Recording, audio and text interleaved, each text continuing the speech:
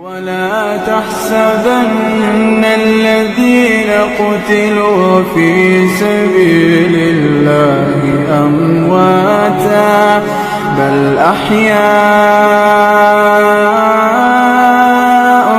عند ربهم يرزقون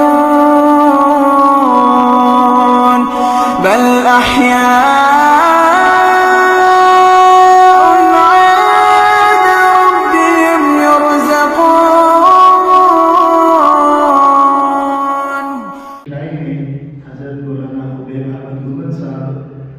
گزارش ہے کہ کچھ تعزیت کی کلمات ارشاد فرمائیں.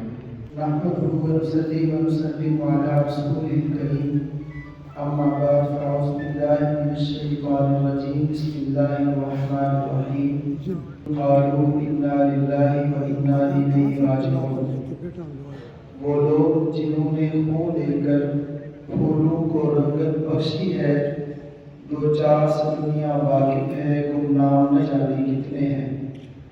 آج ہم لوگ تعزیت کرنے کے لیے نہیں آئے بلکہ تعزیت حاصل کرنے کے لیے حاضر ہوئے ہیں.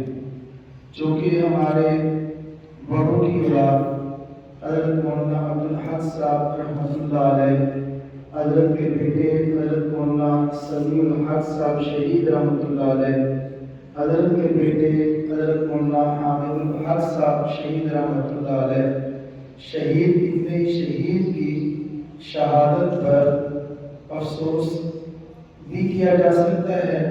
اللہ رب العزت نے ان کو جو درجہ عطا فرمایا، جیسی موت عطا فرمائی، اس پہ رشک بھی کیا جا سکتا ہے.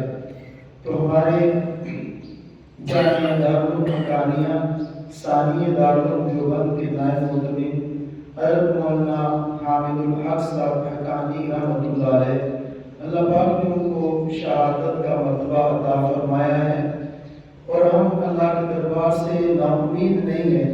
یہ چراغ ہے جس کو نبی کریم صلی اللہ علیہ وسلم نے روشن کیا تھا، قیامت کی صبح تک یہ روشن رہے گا.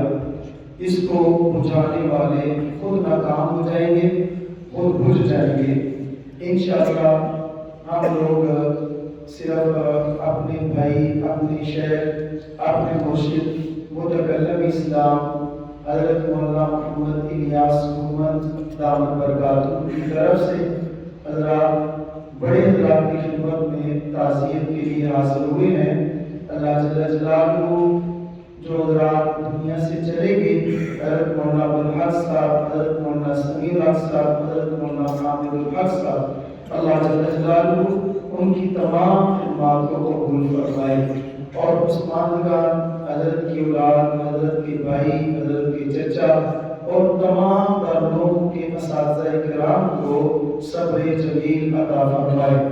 صرف ایک ہی گزارش کرنا چاہتا ہوں، اس موقع پر ہم یہ نہیں کہہ سکتے کہ فلاں چلے گئے فلاں چلے گئے.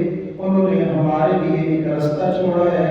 یہ راستہ ایسا ہے کہ قربانی دے لیں گے، اپنا تن من دھن اللہ کے نام پر کٹا سکتے ہیں مگر کسی کے سامنے جھکا نہیں سکتے. ہمیں انہوں نے کٹنا سکھایا ہے، جھکنا نہیں سکھایا. انشاءاللہ سننا انشاءاللہ عافیت کے ساتھ ہم اللہ سے دعا کریں گے، ہم ان کے نقش قدم پر چلتے رہیں گے. وما علینا الا البلاغ المبین. جزاک اللہ.